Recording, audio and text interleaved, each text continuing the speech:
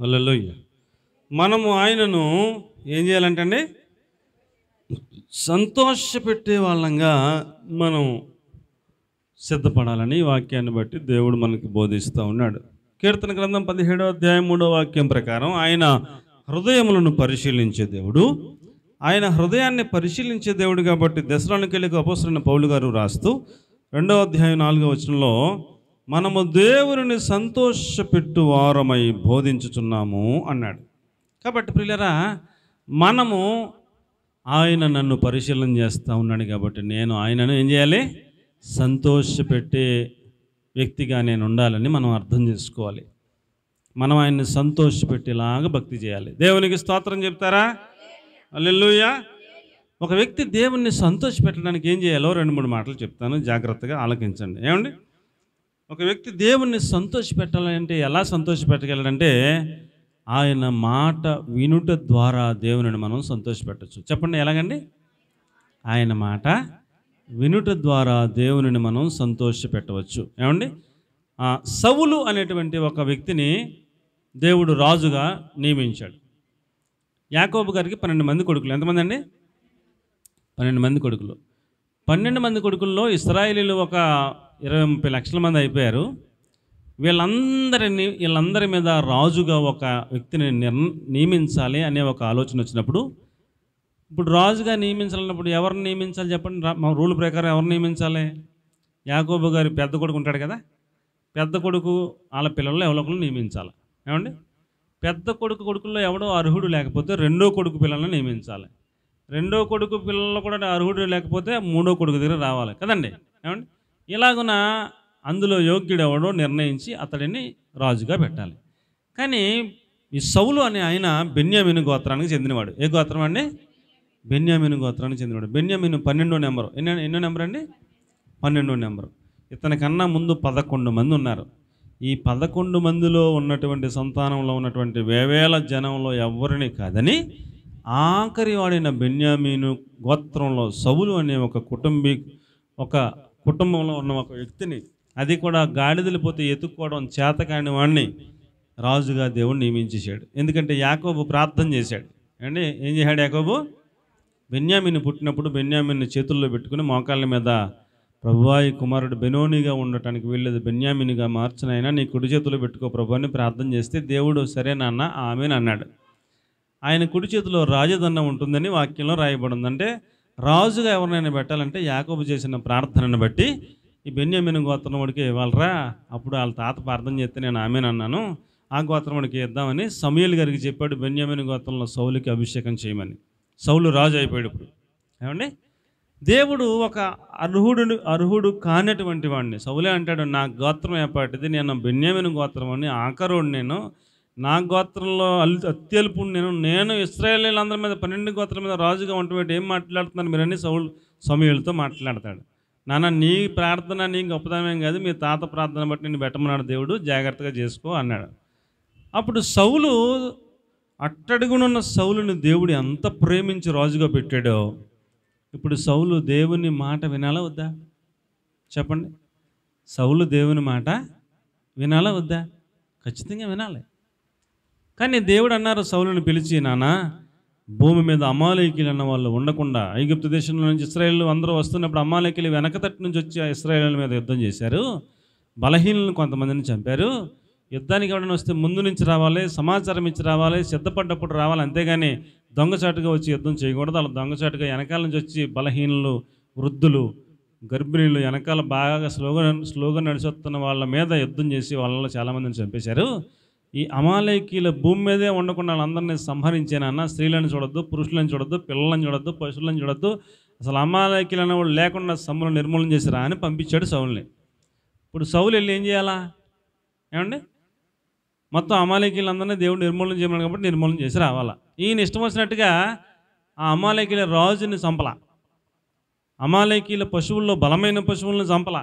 ఏమండి, ఈయన ఇష్టం వచ్చినట్టు ఈయన నచ్చినట్లు చంపకుండా, కొన్ని నెట్లను చంపి రాజుని చంపకుండా పశువులను తీసుకొచ్చి రాజుని తీసుకొచ్చి నేను దేవుని మాట నెరవేర్చాను అనేది జయసూచకమైన శిలను నిలిపాను, నేను యెహోవా చెప్పింది అంతా చేసేసాను అంటున్నాడు.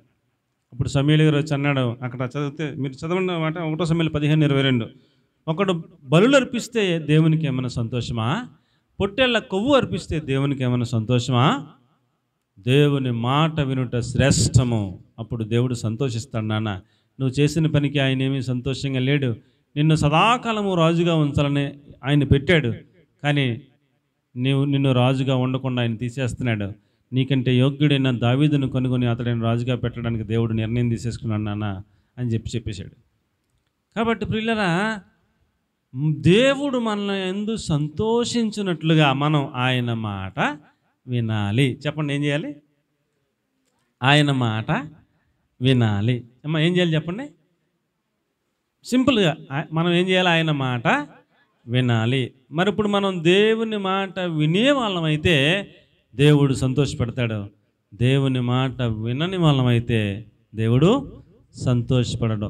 ఈ పరిశీలనలో మనలో నుంచి ఆయన కనుగొనాలని ఆశపడేది ఏంటంటే, ఆయన్ని సంతోషపెట్టి బిడ్డలంగా మనందరం ఆయన మాట వినేవాళ్ళంగా ఉండాలని ఆయన కోరుకుంటా ఉన్నాడు. దేవునికి స్తోత్రం కలిగని గాక. హల్లెలూయా. ఒక చిన్న కథ చెప్తాను, మీరు బాగా అర్థం చేసుకోండి. ఒక కుర్రోడు బాగా చదువుకున్నాడు, ఉద్యోగానికి ఇంటర్వ్యూకి వెళ్ళాడు అండి. ఆ ఉద్యోగాన్ని ఇచ్చే ఆ యొక్క కంపెనీ యాజమాన్యం ఆ కుర్రాడిని చూశారు, అతడి యొక్క సర్టిఫికెట్లన్నీ చూశారు. అతడు అర్హుడే, నీకు ఉద్యోగం ఇస్తాం, కానీ మీ నాన్నగారు ఏం చేస్తారు అని అడిగాడు. ఆయన ఉద్యోగం ఇచ్చే ఆయన, ఆ టీము, మా నాన్నగారు వ్యవసాయం చేస్తారండి అని చెప్పాడు. కుర్రాడు, మీ అమ్మగారు ఏం చేస్తారు? మా అమ్మగారు కూడా వ్యవసాయం చేస్తారండి. చిన్నప్పటి నుంచి వాళ్ళతో పాటు ఎప్పుడైనా నువ్వు కూడా వ్యవసాయం చేయడానికి వెళ్ళి వాళ్ళతో పాటు పనిచేసావా అని అడిగారంట. ఎప్పుడు నన్ను రానివ్వలేదండి మా అమ్మగారు మా నాన్నగారు. నువ్వు రాకూడదు నాన్న, ఈ పని నువ్వు చేయకూడదు, నువ్వు బాగా చదువుకో, ఉద్యోగం తెచ్చుకో అని చెప్పేవారండి. వాళ్ళ మాట నేను విని బాగా చదువుకున్నానండి, ఉద్యోగం తెచ్చుకోవడానికి ప్రయత్నం చేస్తున్నానని చెప్పారు. నువ్వు బాగా చదువుకున్నావు, నీ సర్టిఫికెట్లు చెప్తున్నాయి నువ్వు బాగా చదువుకున్నావని, నువ్వు యోగ్యుడు, అర్హుడు, నీకు ఉద్యోగం ఇస్తాం, కానీ ఉద్యోగం ఇచ్చే ముందు ఒక చిన్న పని నీకు చెప్తాం, చేస్తావా అని అడిగారంట. అయ్యా మీ ఎందుకు చేయను, మీరు ఉద్యోగం ఇస్తానన్నప్పుడు ఎందుకు చేయనండి, చేస్తానని అన్నాడంట.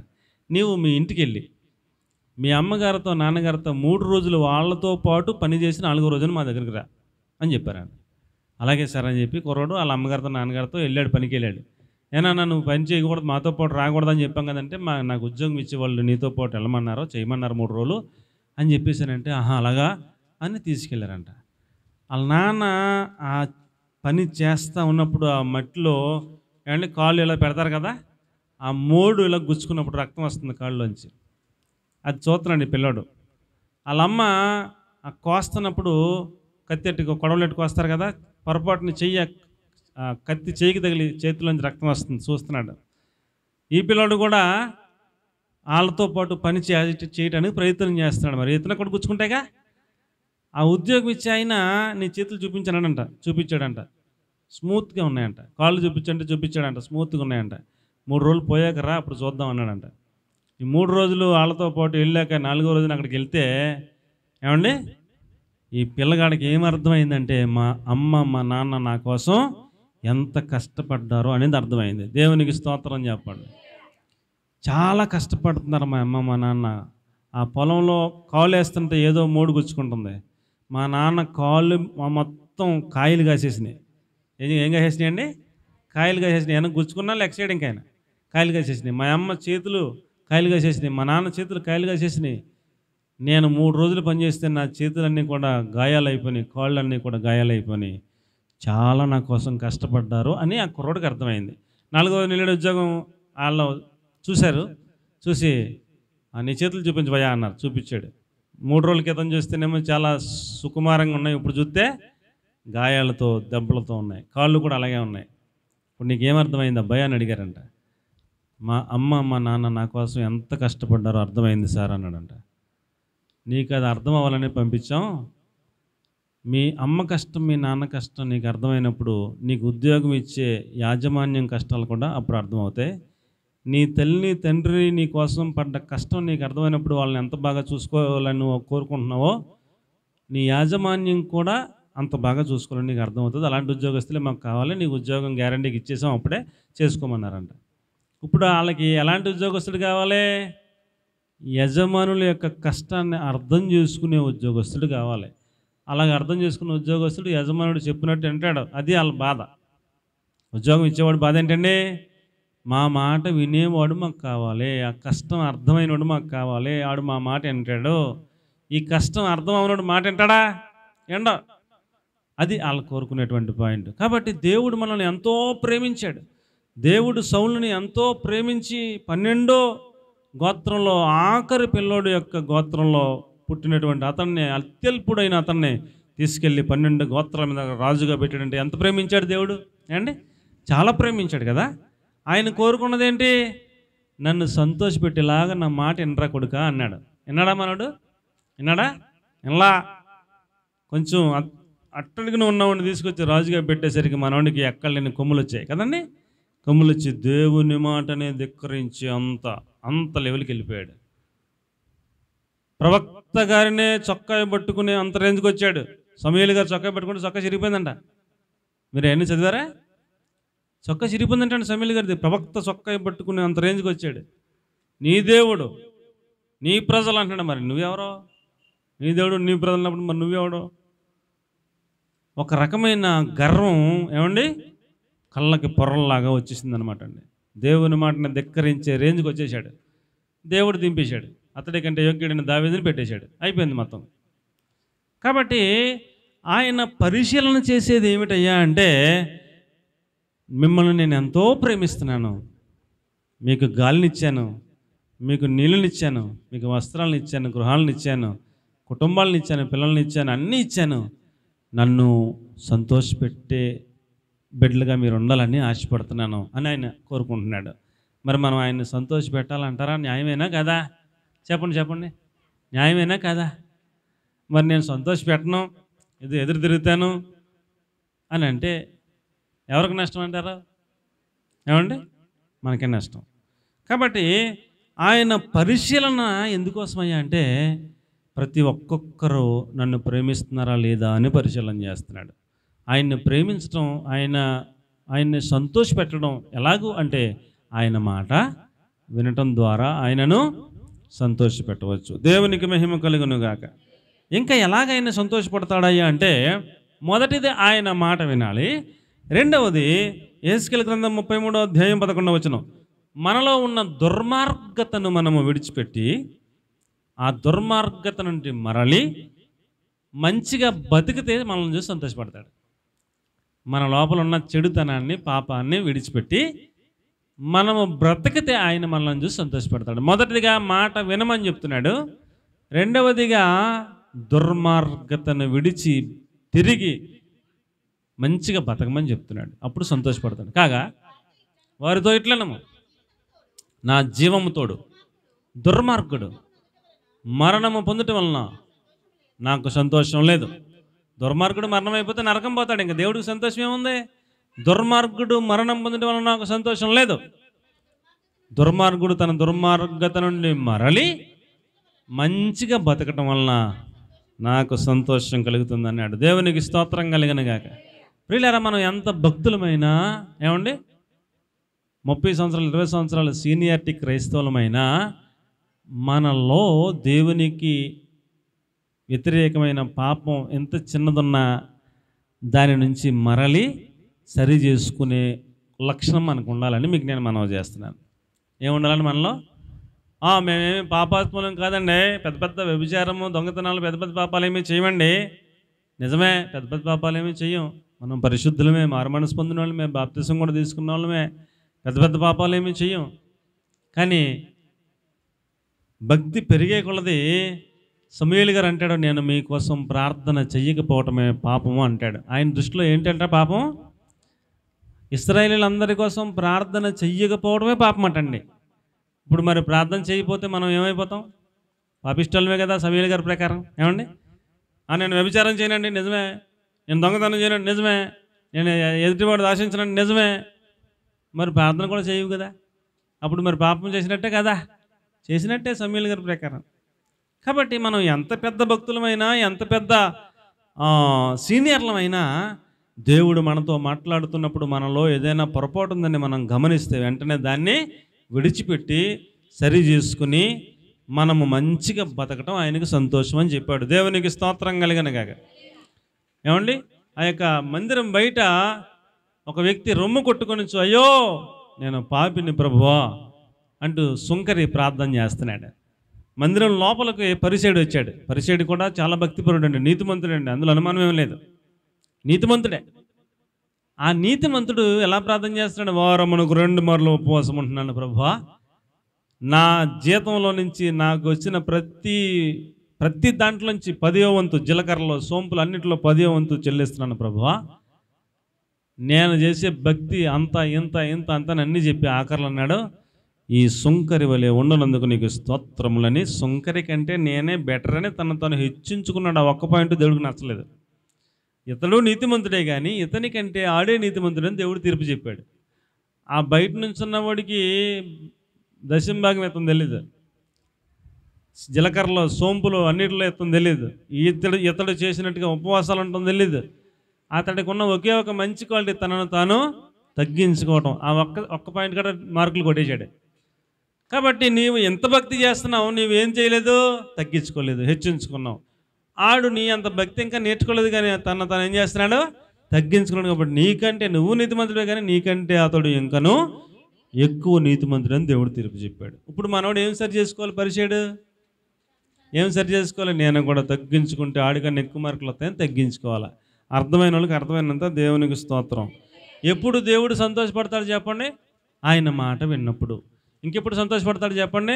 మన లోపల దుర్మార్గత అనే లిస్టులో అది తగ్గింపు లేదా హెచ్చించుకుంటున్నామా, లేకపోతే దుర్మార్గత అనేది అందులో ఏ పాయింట్లో ఉందో అండి. ఎంత పెద్ద భక్తుడైనా మోషే అంతటి మహానుభావుడు, ఆకాశంలో తెరిచినవాడు, ఆకాశంలో మూసినవాడు, బండను తెరిచి నీళ్ళను రప్పించినవాడు, ఎన్ని అద్భుత కార్యాలు మోషే గారి ద్వారా దేవుడే స్వయంగా చేయగలిగినటువంటి మహాద్భుత కార్యాలు మోషే ద్వారా ఆయన పక్షంగా మోషే నిలబెట్టి చేసేసాడు. దేవుడు అద్భుతాలు చేసేసాడు.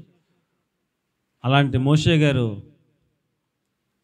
ఇశ్రాయేలు ప్రజలందరినీ ఉద్దేశించి, ద్రోహులారా మీ కొరకు నేను నీళ్లు రప్పించవాలి నాని కోపంలో ఒక్క మాట, ఏమాట అండి, ఏమాట అన్నారా? అంత మహాభక్తుడు ఏమన్నాడండి? ద్రోహులారా అన్నాడు. ఏమన్నాడండి? ద్రోహులారా అన్నాడు. ఒక్క మాట. ఆ ఒక్క మాట దేవుడికి చాలా కోపం వచ్చేసింది. మోషే ఇంకా చాలు, వచ్చే నా దగ్గరికి వచ్చే, ఇంకా చాలు, ఇంకొద్ది, నేను కనాన్ దేశం వెళ్ళినాను, వచ్చి ఇప్పుడే నీ జీవితం ముగించి పడిపోయింది. నువ్వు అన్న ఒక్క మాట నన్ను అక్కడ మీరు పరిశుద్ధపరచలేదు అనేసాడు. అంతే, ఒక్క మాట గురించి. మనం ఎంత పెద్ద భక్తులమైనా ఒక్క మాట చాలు ఆయన కోపం వస్తాయి. అర్థమవుతుందంటారా నా మాట? ఏమండి? పెద్ద పెద్ద పాపాలు ఏమీ చేయమండి, నిజమేనండి, ఏమీ చేయరు, కానీ ఒక మాట అయినా పాపంతో సమానం అన్నట్టు చూస్తున్నాడు ఆయన. మోషే పరలోక రాజ్యం వెళ్ళిన తర్వాత యేసు ప్రభు వారి కీర్తన పాడతారంట. ఆ తర్వాత సెకండ్ పొజిషన్ ఎవరిదంటే మోషే గారి కీర్తన పాడతారంట. అలాంటి రేంజ్ పరలోకంలో మోషేకి దేవుడు ఇచ్చాడు. అంత గొప్ప భక్తుడు. అంటే యేసు ప్రభు రేంజ్కి ఇంచుమించుగా వచ్చేసాడు అనమాట. అంత రేంజ్కి వచ్చేసాడు. వచ్చేసి చిన్న నా అంత రేంజ్కి వచ్చావు, ఇంత సాత్వికుడిగా పేరు తెచ్చుకున్నావు, ఆ ఒక్క మాట అనుకుని ఉంటే ఎంత బాగుండు అని ఆయన ఉద్దేశం. ఆయన ఉద్దేశం పెద్ద పాపం చేశాడని కాదు. నీవు ప్రజలని ఎంత సహించుకున్నావు, ఎంత ఓర్చుకున్నావు, ఇంకా ఆఖరిలో ద్రోహులారా అని ఆ ఒక్క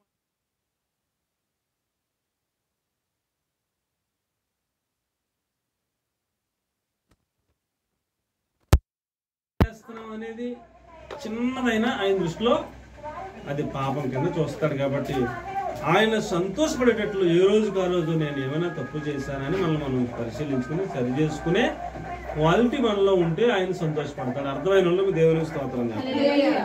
తర్వాత జకర్యా గ్రంథం 4వ అధ్యాయం 10వ వచనం కనుక మనం చూస్తే, జకర్యా గ్రంథం 4వ అధ్యాయం 10వ వచనం. కార్యములు అల్పములై ఉన్న కాలమున తృణీకరించిన వాడెవడు? లోకమంతటా సంచారము చేయు యెహోవా యొక్క 7 కన్నులు జెరుబ్బాబెలు చేతుల గుండు నూలు ఉండుట చూసి సంతోషించెను అన్నాడు. దేవుడు ఎప్పుడు సంతోషపడతాడంటే నీ చేతిలో నా చేతిలో ఏముండాలటండి? గుండు నూలు ఉంటే సంతోషపడతాడు. గట్టిగా ఒక స్తోత్రం చెప్తారా? ఇంకా గట్టిగా చెప్పగలరా? మన చేతిలో ఏముండాలంటండి? తాపీ మేస్త్రి చేతిలో ఉంటాయి. అవి ఎవరి చేతిలో ఉంటాయండి? తాపీ మేస్త్రి చేతిలో ఉంటాయి. ఇక్కడ ఇలా పెడతాడు. మీరు ఎప్పుడన్నా మీ ఇల్లు కట్టినప్పుడు చూసారు లేదు? ఇక్కడ ఇలా పెడతాడు. ఒకటి పెడితే కింద గుండులాగా ఉంటుంది, అది ఇలా ఎలాడుతూ ఉంటుంది తోడికి. ఆ గుండు ఈ గోడకి ఇలాగ టచ్ అవ్వాలి. ఇక్కడ పెట్టింది ఇలా పెట్టింది, గుండు ఇక్కడ టచ్ అవ్వాలి. టచ్ అవ్వకపోతే ఇటుకుని ఇంకా ఇలా జరుపుతాడు, మళ్ళీ చూస్తాడు. మళ్ళీ టచ్ అవ్వకపోతే మళ్ళీ ఇటుకుని ఇలా జరుపుతాడు, మళ్ళీ చూస్తాడు. అది టచ్ అయితే గోడ నిదానంగా వెళ్తుందని అర్థం, టచ్ అవ్వకపోతే వంకకు వచ్చేస్తుందని అర్థం. ఇది చూసుకుని తూకం చూసుకుని కరెక్ట్గా వచ్చాక అప్పుడు ఆ ఇటు మీద ఇంకో ఇటు కడతాడు, మళ్ళీ తూకం వేస్తాడు, మళ్ళీ ఇంకో ఇటు కడతాడు, మళ్ళీ తూకం వేస్తాడు. గుండు నూలు ఇక్కడ ఒక మేకెట్టి ఇక్కడ తోడు కడతాడు, అక్కడ తోడు కడతాడు మేకెట్టి. ఆ తోడు లెవెల్కి ఈ ఇట్లన్నీ ఉండిలో చూస్తాడు. ఈ నూలు ఈ గుండు ఉంటే ఇలా గోడ ఎంత ఎత్తి కట్టుకెళ్ళినా ఎలా వస్తుందండి? ఎలా వస్తుంది? సమానంగా నిదానంగా వస్తుంది. గోడ వంకరలు టింకర్లు రావు. అలాగే మన చేతిలో కూడా ఏముండాలని కోరుకుంటున్నాడు? గుండు నూలు. మన ఆత్మీయ జీవితం మందిరంలో మన ఆత్మీయ జీవితాన్ని ఎలా మనం కట్టుకోవాలి అనే దాని గురించి చెప్తున్నాడు. ఏమండి, మన ఆత్మీయ జీవితం ఎప్పటికప్పుడే సరి చేసుకునే, అలాంటి తూకం వేసుకునే, ఏమైనా పొరపాటు ఉందా, మనం గడ్డి కొయ్యకాలు ఇలాంటి వాటితో మన ఆత్మీయ మందిరాన్ని కట్టుకుంటున్నామా? బంగారము వెండి వెలగల రాళ్ళతో కట్టుకుంటున్నామా మన నిర్మాణాన్ని అనేది మనం ఆలోచన చేసుకోవాలి. కొంతమంది గడ్డితో కట్టేస్తున్నారంట ఆత్మీయ నిర్మాణం. ఏమంటే దేంతో కడుతున్నారా? గడ్డితో కట్టేస్తున్నారు. కొంతమంది కర్రలతో కట్టేస్తున్నారంట, కొంతమంది కొయ్యకాలతో కట్టేస్తున్నారంట. ఏమండి, కొంతమంది వెండితో బంగారంతో కడుతున్నారంట, కొంతమంది వెలగల రాళ్ళతో కడుతున్నారంట. ఇప్పుడు ఈ కట్టిన ఆత్మీయ మందిరాలన్నీ మన ఆత్మీయ మందిరాన్ని మనం కట్టుకోవాలి. ఏమండి, ఈ ఆత్మీయ మందిరాలు అన్ని అలా ఉంటే దేవుని అగ్ని వస్తుందంట పరీక్షించడానికి. అగ్ని వచ్చినప్పుడు ఏది నిలబడుతుంది ఆ పరీక్షలో? గడ్డితో కట్టుకున్న ఓడిది కాలిపోద్ది, కర్రతో కట్టుకున్న ఓడిది కాలిపోద్ది. ఏమండి, బంగారంతో కట్టుకున్న ఓడిది అగ్ని వచ్చినా నిలబడద్దంట, వెండితో కట్టుకున్న ఓడిది నిలబడద్దంట, వెలగల రాళ్లతో కట్టుకున్న ఓడిది కూడా నిలబడుతుందంట. కానీ కర్రతోనూ గడ్డితోనూ కట్టుకున్న వాళ్ళ నిర్మాణాలు కాలిపోతాయి. వాళ్ళు అగ్ని నుంచి లాగినట్టుగా పరలోకం వెళ్తారు, కానీ అగ్ని నుంచి లాగినట్లుగా అలా వచ్చి అందులో పడతారంట పరలోక రాజ్యంలో. కానీ బంగారంతో కట్టుకున్న వాళ్ళు, వెలగల రాళ్ళతో కట్టుకున్న వాళ్ళు, వెండితో కట్టుకున్న వాళ్ళు, వారి నిర్మాణం అగ్నికి పరీక్షించబడినదే. అక్కడ పరలోక రాజ్యంలో వారికి మెప్పు, మహిమ, ఘనత, వాళ్ళకి ఒక రేంజ్, సింహాసనం అండి, కిరీటాలు ఇలాంటివన్నీ వాళ్ళకు ఉంటాయటండి. కాబట్టి మన భక్తి జీవితం, మన యొక్క ఆత్మీయ నిర్మాణం మనం కట్టుకునేటప్పుడు మన చేతిలో ఏముండాలంటండి? మందిరం కట్టేటప్పుడు ఏముండాలంటండి? గుండు, చెప్పండి ఏముండాలంట? గుండు నూలు ఉంటే ఆ కట్టడం గురించినటువంటి అవగాహన మనకు ఉంటే అంత కరెక్ట్గా ఉందో లేదో చూసుకుంటూ, కొయ్యకాలుతో కట్టుకోకుండా జాగ్రత్త పడుతూ, గడ్డితో కట్టుకోకుండా జాగ్రత్త పడుతూ, వెలగల రాళ్ళతోనే కట్టుకుంటే, బంగారంతో కట్టుకుంటే, వెండితో కట్టుకుంటే ఏమండి ఆ కట్టడమును చూసి ఆయన సంతోషపడతాడని దేవుని వాక్యం తెలియజేస్తా ఉంది. దేవునికి స్తోత్రం కలిగిన హల్లెలూయా. కాబట్టి ప్రియులరా, ఆయన ఏం పరిశీలిస్తున్నాడో చెప్పండి అమ్మా. ఆయన ఏం పరిశీలిస్తున్నాడు చెప్పండి. టైం అయిపోతుంది. ఏం పరిశీలిస్తున్నాడు? మన చేతిలో గుండు నూలు ఉందా లేదా అని పరిశీలన చేస్తున్నాడు. ఆయన ఏం పరిశీలన చేస్తున్నాడు? మన దుర్మార్గుడు తన దుర్మార్గతను ఇంకా ఏం పరిశీలన చేస్తున్నాడు? మాట వింటున్నారా లేదా అని పరిశీలన చేస్తున్నాడు. దాన్ని బట్టి ఆయన సంతోషపడతాడు మన యందని నేను మీకు మనవి చేసుకుంటాను. ఇర్మియా గ్రంథం 9:24, నీతి న్యాయములు జరిగించు యెహోవాను నేనే అని నన్ను పరిశీలనగా తెలుసుకునే వాళ్ళు ఎవరైనా ఉంటే వాళ్ళను బట్టి నేను ఆనందిస్తాను అని చెప్తున్నాడు. దేవునికి స్తోత్రం కలిగినగా. నీతి న్యాయమును అనుసరించి జరిగించే దేవుడు ఆయన ఉన్నాడు. ఆయనను మనం పరిశీలనగా తెలుసుకుంటాను బట్టి దేవుడు మన యందు ఆనందపడతానని చెప్తున్నాడు. దేవునికి స్తోత్రం కలిగినగా. కాబట్టి ప్రియులారా, ఆయన హృదయములను అంతరంగములను పరిశీలన ఎందుకు చేస్తా ఉన్నారు? చెప్పండి నా మాట వినేవాళ్ళు ఉన్నారా లేదా అని. ఎందుకు ఆయన హృదయాన్ని అంతరంగానే పరిశీలన చేస్తా ఉన్నారు? దుర్మార్గుడు తన దుర్మార్గం నుండి మరలి బతుకుతున్నాడా లేదా అని పరిశీలన చేస్తున్నాడు. ప్రతి ఒక్క వ్యక్తి చేతిలో గుండు నూలు ఉందా లేదా అని పరిశీలన చేస్తా ఉన్నాడు. నీతి న్యాయములను జరిగించే యెహోవాను నేనే నన్ను పరిశీలనగా తెలుసుకునే వారు ఎవరైనా ఉన్నారా అని పరిశీలిస్తూ ఉన్నాడు. ఈ పరిశీలనలో మనం పాస్ అయితే ఆయన మన యందు సంతోషపడతాడు. అది ఆయన పరిశీలించడంలో ఉన్నటువంటి అర్థం. దేవునికి గట్టిగా ఒక స్తోత్రం చెప్పండి. హల్లెలూయా. రెండో పాయింట్, కీర్తన గ్రంథం 11వ అధ్యాయం 5వ వచనం. గబగబా పరిగెట్టాలి. కీర్తన గ్రంథం 11వ అధ్యాయం 15వ వచనం. ఆయన నీతిమంతులను పరిశీలించును.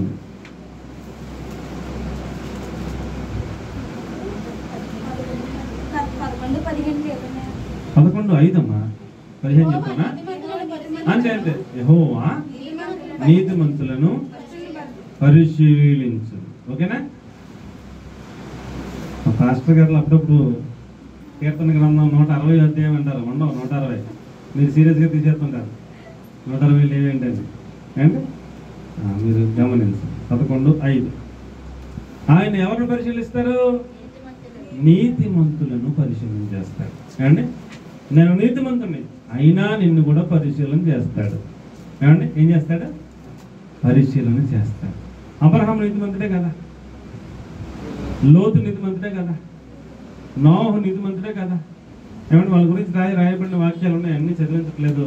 నోహు నీతిపరుడును యథార్థవంతుడు, తన తరంలో నిందారహితుడిగా ఉన్నాడు. నోహు గురించి రాశారు. అబ్రహాము యెహోవాను నమ్మెను, ఆయన అది అతనికి నీతిగా ఎంచెనని అబ్రహాము గురించి రాశారు. ఏమంటే నోహు గురించి. యోబు గురించి అతడు యథార్థవంతుడు, ఊజు దేశంలో అతడు నీతిమంతుడు, యథార్థవంతుడు, చెడుతనమును విసర్జించిన వాడు అంటూ యోబు గురించి రాసి పెట్టారు కదండి. ఇప్పుడు అలాంటి నీతిమంతులైన వాళ్ళని కూడా దేవుడు పరిశీలించాడా? పరిశీలించలేదా? అబ్రహామును పరిశీలించాడు, నోహును పరిశీలించాడు.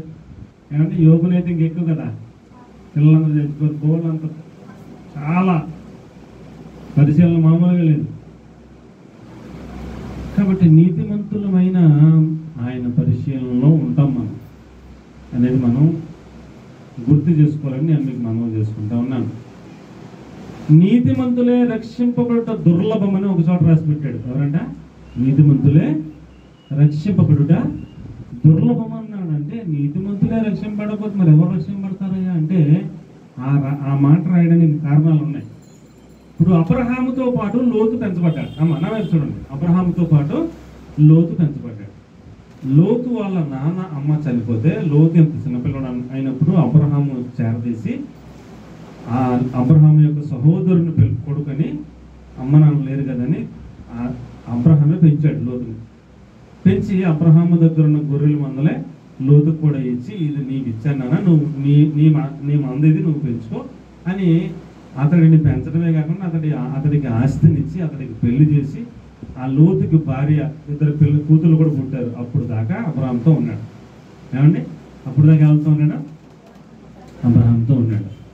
ఎప్పుడైతే పెళ్ళి అయింది, 2 పిల్లలు పుట్టారో, ఆడపిల్లలు పెరుగుతున్నారో, లోతుకి అబ్రహాంతో పాటే ఉంటే మనం ఇక్కడ ఇలాగే ఉంటాం, మనం సెపరేట్ అయిపోతే బాగుపడిపోతాం అని ఆలోచన వచ్చింది.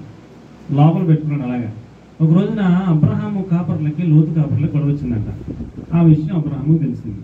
తెలిస్తే లోతును పిలిచి, నాన్న నీవు నేను బంధువులు, నీవు నేను దెబ్బలాడుకోకూడదు, మీ కాపర్లకి నా కాపర్లకి గొడవ వచ్చిందంట. అందుకని నీవు తూర్పుకి వెళ్తే నేను పడమరకు వెళ్తా, నువ్వు ఉత్తరానికి వెళ్తే నేను దక్షిణానికి వెళ్తా, నీ ఇష్టం. ఫస్ట్ నువ్వు ఎక్కడికో దిక్కెళ్ళు, మనం కొంచెం దూరం మెయింటైన్ చేస్తే మంచిది, గొడవలు ఎందుకని చెప్పాడు పెద్దోడు. అప్పుడు ఈ లోతు ఏం చెప్పాలా?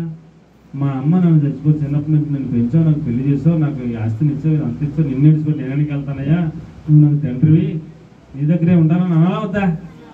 అబ్రహం అలాగ అంటాం. పాపం ఇలా కళ్ళు ఎత్తి చూసి సొదొమ గొమొర్రా పచ్చగా ఉంది, యెహోవా తోట వల్ల ఉందని వెళ్ళిపోయాడు. ఇప్పుడు పేతురు పత్రికలో పరిశుద్ధాత్మ దేవుడు ఆ నీతిమంతుడైన లోతు అని పేతురు ద్వారా రాయించాడు. అంటే దేవుడి దృష్టిలో లోతు నీతిమంతుడే అన్నట్టేగా. నీతిమంతుడే కానీ రక్షింపబడ్డా? భార్య ఉపశమనం అయిపోయింది. 2 బిడ్డలు చేయకూడని పాపం చెప్పడం కూడా కరెక్ట్ కాదు, మనం చెప్పుకోకూడదు కూడా. చేయకూడని పాపం చేసి సంతానాన్ని కన్నారు. వాళ్ళు ఇశ్రాయేలుకు విరోధులై, ఏమండి, అమోరీయులు, మోయాబీయులు అంటూ బయలుదేరారు. పెద్ద తెగ వాళ్ళు చాలా ఇశ్రాయేలుకు విరోధులుగా తయారయ్యారు.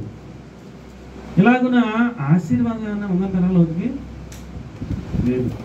సుధుమ ద్రాక్షవల్లి అన్నాడు, గుమర్రా ద్రాక్షవల్లి అన్నాడు, చేదు ద్రాక్షవల్లి అన్నాడు. మొత్తం పోయిందిగా అండి. అతను ఒక్కడే నీతిమంతుడు, కానీ భార్యను రక్షించుకోలేకపోయాడు, కుమార్తెను రక్షించుకోలేకపోయాడు, వాళ్ళకి పెట్టిన పిల్లల్ని చెడ్డ పేరు సంపాదించుకున్నట్టుగా తయారైంది. వీటన్నిటికీ కారణం ఏంటి తెలుసా? అబ్రహాముతో సహవాసం కట్ చేసుకోవడం. దేవునికి స్తోత్రం చెప్పండి. వీటన్నిటికీ కారణం ఏంటి చెప్పండి? కారణం ఏంటి? అబ్రహాముతో సహవాసం నుంచి వేరైపోయాడు. అక్కడ నీతిమంతుడు అయినా దేవుడు ఏం పరిశీలన చేస్తున్నాడు? పరిశుద్ధులతో సహవాసం కలిగి ఉంటేనే, లేకపోతే నష్టపోతామని చెప్తున్నాడు. దేవునికి స్తోత్రం చెప్పండి. నీతిమంతులమే అయినా ఏమి లేకపోతే నష్టం? అమ్మా చెప్పండి చెప్పండి, ఏమి లేకపోతే నష్టం? నీతిమంతులమైనా ఏమి లేకపోతే నష్టం? పరిశుద్ధులతో సహవాసం లేకపోతే నష్టం. ఏమి లేకపోతే నష్టం అండి? అదే అబ్రహాము దగ్గర ఉంటే ఆశీర్వాదకరంగా ఉండేవాడే. అలా జరగదు. అబ్రహాముతో సహవాసాన్ని పోగొట్టుకున్నాడు, చాలా నష్టపోయాడు. పిల్లల దేవుడు నిశ్చయంగా, నేను హృదయపూర్వకంగా చెప్తున్నాను, దేవుడు మిమ్మల్ని అందరినీ నిశ్చయంగా ఆశీర్వదించును గాక. నేను చిన్ననాటి నుంచి చూస్తున్నాను. ఓకే ఓకేనండి.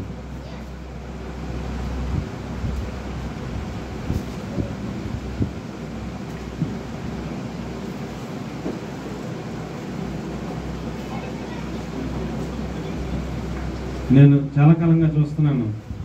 ఇంచుమించు ఇక్కడ ప్రారంభించిన మొదలు ధ్యానం గారు, వారి యొక్క పిల్లలు వెల్లి గ్రేస్ గారు నమ్మకంగా సంఘంలో వారు సభ్యులుగా కొనసాగుతూ ఉన్నారు.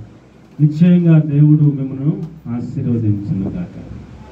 సహవాసాన్ని కోల్పోవటానికి కొంతమంది చిన్న చిన్న తాయిలకే సహవాసాన్ని విడిచిపెట్టేస్తున్నారు. అది చాలా దుఃఖకరం, విచారకరం. పరిశుద్ధుల సహవాసానికి సమానమైంది ఏమీ లేదు. పరిశుద్ధుల సహవాసానికి సమానమైంది ఏమీ లేదు. పరిశుద్ధుల సహవాసం కంటే సొదొమ గొమొర్రాలు ఇచ్చిన పెద్దరికం పదవి మంచిదేమీ కాదు. ఈ లోతు సొదొమ గొమొర్రా వెళ్ళారు కదా, సొదొమ గొమొర్రా ప్రజలు లోతును న్యాయాధిపతిగా పెట్టారు, అంటే తీర్పు తీర్చేవాడిగా పెట్టారు. ఆ ఊర్ల మీద తగు ఏదైనా ఉంటే, ఇప్పుడు ఈయన కూర్చుంటాడు సింహాసనం మీద, పెద్దగా వాళ్ళు తగు చెప్పమంటారు, ఈయన తీర్పు చెప్తారు అనమాట. ఆహా, సొదొమ గొమొర్రా వాళ్ళను తీర్పరిగా పెట్టుకున్నారని అక్కడ సెటిల్ అయిపోయాడు. అక్కడ తీర్పరిగా ఉండటం బెటరా, అబ్రహాముతో సహవాసంలో ఉండటం బెటరా చెప్పండి మరి.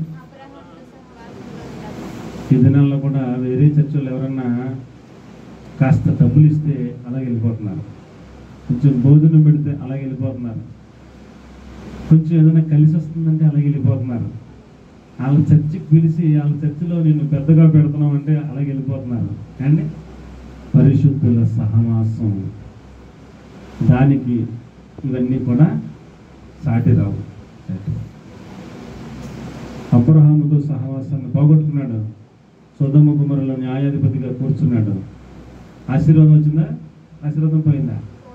భార్య ఉపశమనం అయింది, బిడ్డలు వ్యభిచారులు అయ్యారు, పిల్లలు పుట్టిన పిల్లలు శాపగ్రస్తమైన సంతానం అయ్యారు.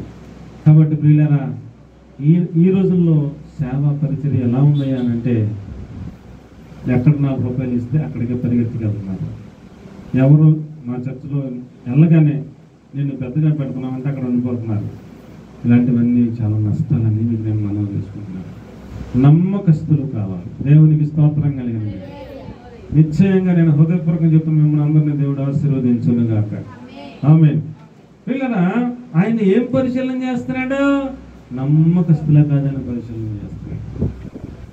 ఎన్ని సంవత్సరాల సేవా జీవితంలో వేరే చర్చికి వెళ్ళే వాళ్ళు ఎవరిని మా చర్చికి వచ్చి మేము పిలిచామమ్మా, ఎవరైనా పిలిచామా? ఎవరికైనా ఏమన్నా స్థాయిలు ఏదైనా ఇచ్చామా? ఎవరికైనా ఏదన్నా పదవి ఏదైనా ఇచ్చామా? ఇవ్వకూడదు, పిలవకూడదు, కరెక్ట్ కాదు. దేవుడు ఎవరికి ఏ ఆత్మలు ఇచ్చాడో అక్కడే ఉండాలి. మనం అక్కడ ఇక్కడ లాక్కూడదు, ఇక్కడ అక్కడ లాక్కూడదు, కరెక్ట్ కాదు. అవన్నీ దేవుడు చూసుకుంటాడు. మంచిది. దేవుడు ఏం పరిశీలన చేస్తున్నాడనంటే, నీతిమంతులను కూడా పరిశుద్ధుల సహవాసంలో ఉంటున్నారా, లేకపోతే ఏదన్నా కలిసి వస్తుందని మార్చేస్తున్నారా ప్లేట్ అని పరిశీలన చేస్తున్నారు. మంచిది. 3వ మాట, నిర్గమకాండం 33:7. అంతకంటే ముందు కీర్తన 14:2 వివేకము కలిగి దేవుని వెదికేవారు కలరేమో అని ఆయన ఆకాశం నుంచి నరులను పరిశీలన చేస్తా ఉన్నాడు అని రాయబడి ఉంది. 14:2 వివేకము కలిగి దేవుని వెతుకువారు కలరేమో అని ఓకే యెహోవా ఆకాశం నుండి చూచి నరులను పరిశీలించెను. అంతే, వివేకము కలిగి దేవుని వెదికే వారెవరైనా ఉన్నారేమో అని ఆయన మనుషులందరినీ పరిశీలన చేస్తా ఉన్నాడు. ఇప్పుడు ఈ పరిశీలనలో మనము ఆయనను వెతుకుతున్నామా లేదా అనేది ఆయన కనిపెడుతున్నాడు. ఏమండి, ఇప్పుడు ఆయన వెతికేవారు ఏం చేస్తారో మనం చూద్దాం. లేకపోతే 33:7 ఆయనను వెతికేవారు ప్రత్యక్షపు గుడారమునకు వెళ్ళుచూ వచ్చారు. గుడారం తీసి ఆ, పాలెం వెలుపలికి ఆ. వెళ్ళి పాలెమునకు ఉమ్, దూరముగా దాన్ని వేసి వేశాను. దానికి ప్రత్యక్షపు గుడారం అనే పేరు పెట్టారు. అప్పుడు దేవుని వెతికేవారు వెతికిన ప్రతివాడును పాలెమునకు వెలుపల ఉన్న ప్రత్యక్షపు గుడారమునకు వెళ్ళుచూ వచ్చెను. ఇప్పుడు ప్రత్యక్షపు గుడారం అనగా మందిరం. ఇప్పుడు ఇది మనకి మందిరం.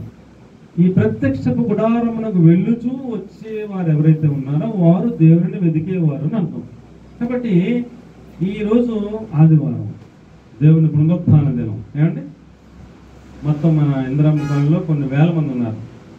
అందరూ ఎవరింట్లో ఏదో పనిలో నిమగ్నమై టీవీ చూసుకుంటాను, హాలిడే ఎంజాయ్మెంట్లోనూ ఉన్నారు. కానీ మీరు మాత్రమే దేవుని మందిరానికి వచ్చారు అని అంటే మీరు దేవునిని వెదికేవారు అని అర్థం. దేవునికి స్తోత్రం కలిగాలి.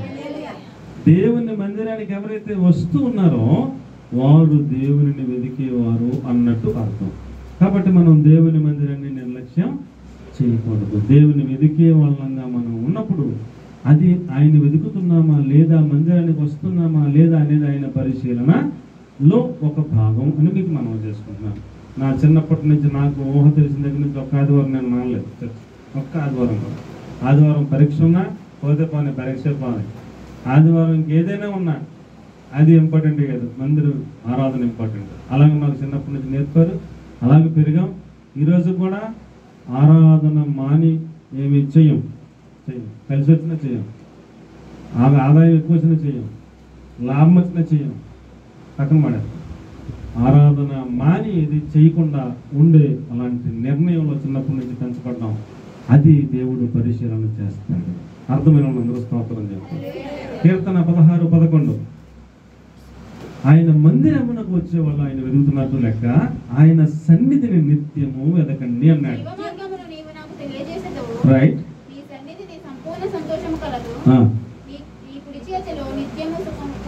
16:11 ఆయన సన్నిధిని నిత్యము వెతుకుడి అని లేదా? ఓకే సరే, అది ఎక్కడ ఉందో? ఆయన సన్నిధిని నిత్యము వెతుకుడి అని ఉంది. అంటే నేను పొరపాటు రాసుకున్నానేమో. ఆయన సన్నిధిని మనం నిత్యము ఏం చేయాలండి? వెతకాలి. నా వైపు చూడండి, నా వైపు చూడండి. టైం అయితే ఏంది కానీ మా అమ్మగారే మాకు మోడల్. ఉదయాన్నే మేము స్కూల్కి వెళ్ళిపోయే వాళ్ళం.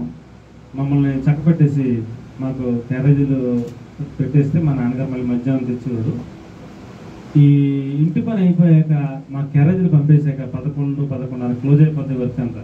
మా నాన్నగారు క్యారేజీ పట్టుకు చేస్తారు. మాకు 12 గంటలకు పోయి లేదు, మరి చిన్నప్పుడు చదువుకున్నప్పుడు మా నాన్నగారు క్యారేజీ పెట్టుకుని అలాగే వెళ్ళిపోయాక ఇప్పుడు మోకాళ్ళు వేసేది 11:30 నుంచి లేదు 12 నుంచి చేసుకోండి 3 అయ్యేదాకా ప్రార్థనలో మా నలుగురు కోసం ప్రార్థన చేయడం, సంఘస్థుడి కోసం ప్రార్థన చేయడం, ఇలాగా ప్రార్థనలో ఉన్నారు. ఉదయం 4 అప్పుడు లేచిపోతారు, 6 అయ్యేదాకా పైకి వెళ్ళిపోయి ప్రార్థన చేస్తుంటారు. మధ్యాహ్నం 12 to 3, సాయంత్రం అన్ని పనులు చేసేసుకుని మళ్ళీ 9 గంటలకు ఎప్పుడో 9:00కి మొదలెడతారు, 11:30, 12 దాకా మళ్ళీ రాత్రి ప్రార్థనలో.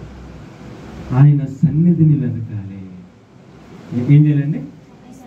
మన పనులన్నీ చేసేసుకుని కాస్త ఖాళీ చేసుకుని కొంచెం తొందరగా పనులన్నీ చేసుకుని కొంచెం ఖాళీ చేసుకుని ఏం చేయాలంట? ఆయన సన్నిధిని, ఆయనతో సహవాసాన్ని, ప్రార్థనలో గడపటాన్ని ఎవరైతే ఇష్టపడుతున్నారో ఎక్కువ, అది పరిచయం చేస్తున్నారు. దాన్ని బట్టి మీరు అర్థం చేసుకుని మరి 24 గంటలు మనమే వాడేసుకుంటున్నామా, దేవునికి ఏమైనా ఎత్తనామా లేదా అనేది పరిశీలనలో ఒక భాగం అంట. మరి అది ఆయన లెక్కల్లో తీసుకుంటే మనం మార్పులు తగ్గిపోతాయి. కాబట్టి మీరు దాన్ని పరిగణలోకి తీసుకుని నేను మీకు మనవి చేసుకుంటా ఉన్నాను. అండి నేను రోజుకి 10 అధ్యాయాలు తప్పకుండా చదవాలని టార్గెట్ పెట్టుకున్నాను. ఒక 5 అధ్యాయాలు చదివేటప్పటికే గంట అయిపోతుంది. మరి 10 చదవాలంటే ఎన్ని గంటలు కావాలి? గబగబ చదివితే చదివేయచ్చు గంటలో 10ని. ఆ అధ్యాయం కదా అర్థమయ్యేలాగా జాగ్రత్తగా నిదానంగా వెళ్తే 5 అధ్యాయాలకి అరగంట 30 గంట అయిపోతుంది. 4 గంటలకు లేగుతాం. 4 గంటలు లేగితే వాక్యం చదువుకుంటే ప్రార్థన చేసుకుంటే 6 అయిపోతుంది. 6 అయిపోతే మరి ఇంకా బయటకు వెళ్ళిపోవాలి కదా, 6:30 కల్లా బయటకు వెళ్ళిపోవాలి. మరి ఇంట్లో కుటుంబం కోసం కష్టపడాలి కదా, బయటకు పోవాలి కదా. ఇంక సరిపోతుంది టైం. ఇంకా 3 గంటలు లేగలేమో అనిపిస్తుంది. 10 అధ్యాయాలు పూర్తవాలంటే ఏం చేయాలి? మళ్ళీ మధ్యాహ్నం వెళ్ళి మళ్ళీ బైబిల్ తెచ్చి మళ్ళీ కొన్ని అధ్యాయాలు మధ్యాహ్నం చదువుతున్నాను. 10 పూర్తవ్వాలనే తాపత్రయం. రోజుకి 10 అన్నా చదవాలి అని. దీని ఫలితం ఏంటంటే దేవునితో సమయాన్ని గడపాలి. 1 గంట 1 గంటన్నర వాక్యం చదవాలి, 1 గంట 2 గంటలు ప్రార్థన చేయాలి. అలాగైతే ఆయన సన్నిధిని మనం చెప్తలేదు మీరు, ఆయన సన్నిధిని మనం వెదికే వాళ్ళం అన్నట్టు లెక్క. దేవునికి స్తోత్రం కలిగిన ఆయన మందిరానికి వస్తున్నామో లేదో అనేది ఆయన లెక్కలో ఉంది.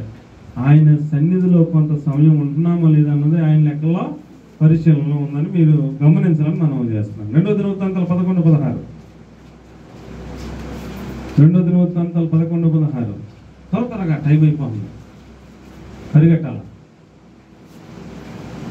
వారి చర్యలు అట్లుండగా ఇశ్రాయేలు గోత్రముల ఎందటన ఇశ్రాయేలు దేవుడు యెహోవాను వెదుకుటకు మనసు నిలుపుకున్న ప్రతివాడు తమ పితరుల దేవుడైన యెహోవాకు బలి అర్పణ నర్పించుటకై వచ్చింది. కాబట్టి ఆయన వెతికేవాడు ఏం చేయాలి? బలి అర్పణగా ఇవ్వాలి. నీవు ఆయన వెతుకుతున్నావు లేదో అనే పరిచయంలో ఏమి మనకి అర్థమవుతుందంటే, నేను ఆయనకి బలి అర్పణ ఇస్తున్నానా లేదనేది ఆయన పరిచయంలో ఉందని మనం అర్థం చేసుకోవాలి. బలి అంటే ఏంటి?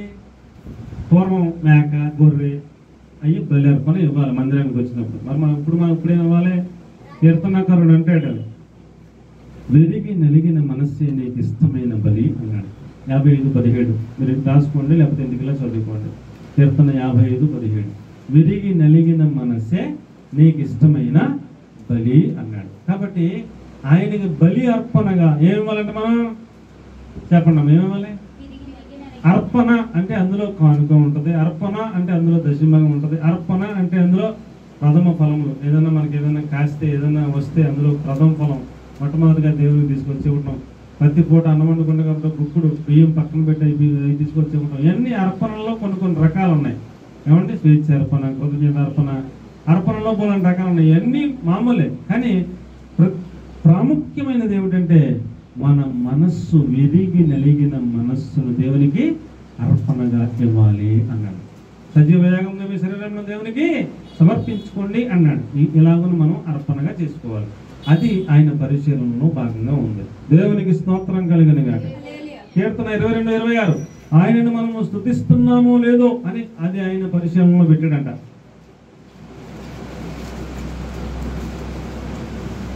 ఎంతసేపా?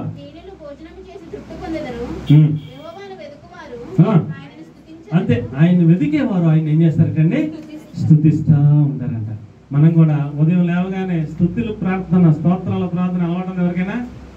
అమ్మా, లేవగానే స్తోత్ర ప్రార్థన అలవాటు ఉంది ఎవరికైనా? ఏమ్మా తల్లి, అమ్మో నిన్నే కిందకెట్టేస్తారు. స్తోత్ర ప్రార్థన అలవాటు ఉందా? లేవగానే ప్రభువా నాకు ఇచ్చిన ఈ గాలిని బట్టి స్తోత్రం, ఈ వస్త్రాన్ని బట్టి స్తోత్రం, ఈ గృహాన్ని బట్టి స్తోత్రం, భర్తను బట్టి స్తోత్రం, బిడ్డలను బట్టి స్తోత్రం, రక్షణ భాగ్యాన్ని బట్టి స్తోత్రం, నా కొరకు రక్తం చెందించినందుకే స్తోత్రం, ప్రాణం పెట్టినందుకే స్తోత్రం, పునరుద్ధారమైనందుకే స్తోత్రం. ఇంకా చెప్పుకుంటే బోలను ఉంటే అలా చెప్తా ఉంటే బోలను ఐడియా వస్తూ ఉంటుంది. అలాగే స్తోత్రం చెప్తా ఉంటే మాకు అరగంట గంట స్తోత్రాలు చెప్పాలి. ఏమండి? ఆ స్తోత్రం స్తుతులు చెప్తున్నామో లేదో అనేది పరిశీలనలో పెట్టాడంట. దేవునికి మహిమ కలుగును గాక. కీర్తన 27:4. ఆయన ప్రసన్నత చూచుటకును ఆయన ఆలయంలో ధ్యానించుటకును నా జీవిత కాలం అంతయు నేను యెహోవా మందిరంలో ఉండాలని కోరుకుంటా ఉన్నాను అన్నాడు. ఆయన ప్రసన్నత చూడటానికి, ఆయన ఆలయంలో ధ్యానం చేయడానికి ఆయనను వెతికేవారు ఆ పనులు చేస్తారంట. అలా మనం ఆయన ఆలయంలో ధ్యానం చేసుకుంటున్నామో లేదో అని పరిశీలనలో అది కూడా ఒక భాగంగా పెట్టాడు. కాబట్టి మనం ఆలయానికి వచ్చినప్పుడు ఏం చేయాలి? ఏమండి? ఆయన వాక్యమును ఏమండి ధ్యానం చేయటం అలవాటు చేసుకోవాలి. కొద్ది సమయం మందిరంలో గడపడానికి కొంచెం ముందు రావాలి. ఏమండి? ఫస్ట్ ఈ తల్లి గారు వచ్చారు. 10 అంటే 10 అవ్వకుండా వారికి 100కి 100 మార్కులు వేస్తాడు దేవుడు. ఆశీర్వాదం 100% ఇస్తాడు.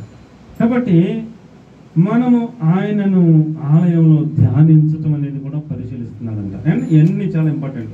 కీర్తన 40:16 మనము ఉత్సహించి సంతోషంగా ఉండటం కూడా ఆయన పరిశీలనలో ఒక భాగంగా ఉందట. ఆయన వెతుకు వారందరూ ఉత్సహించి సంతోషించుదురుగాక. ఏమండి ఇలా వాక్యం చెప్తున్నప్పుడు అమ్మా నేను స్తోత్రం చెప్పండి అన్నప్పుడు మీరు చెప్పడం కాదు, హృదయం నుంచి మీకు మీరే ఒక పదం మంచి పదం వచ్చినప్పుడు స్తోత్రం హల్లెలూయా అని మీకు మీరే స్తోత్రాలు చెప్తా ఉండాలి. సమయం లేకుండా చెప్పవలసింది ఏంటంటే స్తోత్రం ఒకటే. ఏమండి కాబట్టి మనం ఉత్సాహంతో సంతోషంతో మనం ఏమండి ఆయన మందిరంలో గడపాలంట. అలాగే మనం చేస్తున్నామో లేదో అని ఆయన పరిశీలనలో పెట్టాడంట. కీర్తన 63:1 వేకువనే నేను నిన్ను వెతికేదను అంటాడు. ఎప్పుడు వెతుకుతాడంట? తెల్లవారుజామునే ఆయన పాదాలు పట్టి నీవే వేకువనే నేను నిన్ను వెతికేదను అన్నాడు. కాబట్టి ఏమండి మనం ఉదయం లేవగానే చీపు పెట్టుకునే వాళ్ళు ఎంతమంది, ఉదయం లేవగానే టీ గాతకి వెళ్ళే వాళ్ళు ఎంతమంది, ఉదయం లేవగానే పేపర్ పెట్టుకునే వాళ్ళు కొంతమంది, ఉదయం లేవగానే వాట్సాప్ ఏమొచ్చేసింది, యూట్యూబ్ ఏమొచ్చేసింది, ఏమి రిమైండర్లు ఉన్నాయని చూసుకునే వాళ్ళు కొంతమంది, ఎవరు ఫోన్ చేశారని చెక్ చేసుకునే వాళ్ళు కొంతమంది. ఏమండి ఉదయం లేవగానే ఒక్కొక్క పద్ధతి. కానీ ఉదయం లేవగానే ఎవరిని వెతుక్కోవాలంట? కళ్ళు అలా తెరవకుండానే వేకువనే నేను నిన్ను వెతికేదేను. ఆ క్వాలిటీ ఉందో లేదో పరిశీలనలో పెట్టాడంట. మత్తయి సువార్త 6:33 మొదట ఆయన రాజ్యమును నీతిని వెతకండి, అప్పుడు నీకేం కావాలో అన్నీ ఆటోమేటిక్ ఇచ్చేస్తానని చెప్పాడు. దేవునికి స్తోత్రం చెప్పండి. హల్లెలూయా. నేను 3 మాటలు చెప్పాను. ఏమంటే ఎన్ని మాటలు చెప్పాను? ఏమిటి ఆయన పరిశీలనలో ఉన్నటువంటి భాగాలు ఏమిటి? మొదటి మాట ఏమిటి? ఆయన హృదయమును అంతరింద్రియములను పరిశీలన చేస్తున్నాడు. ఆ హృదయం అంతరింద్రియమును పరిశీలన చేస్తున్నప్పుడు మనం అందులో నేర్చుకునే పాఠం, మనము దేవునిని సంతోషపెట్టే వాళ్ళంగా ఉన్నామా లేదా అని మనం పరిశీలనలో ఉంచబడ్డామని మనం తెలుసుకోవాలి. ఆయన్ని సంతోషపెట్టే భక్తి మనం చేయాలి. రెండవ మాట ఏమండి? ఆయన నీతిమంతులను కూడా పరిశీలన చేస్తాడు. సహవాసంలో ఉన్నారా, కట్ అయిపోయారని. మూడవ మాట ఆయనను వెతికేవారు, వివేకము కలిగి వెతుకువారు ఉన్నారా అని పరిశీలనలో పెట్టాడు. అందులో ఇన్ని పాయింట్లు ఉన్నాయి. నాలుగో మాట ఏమండి?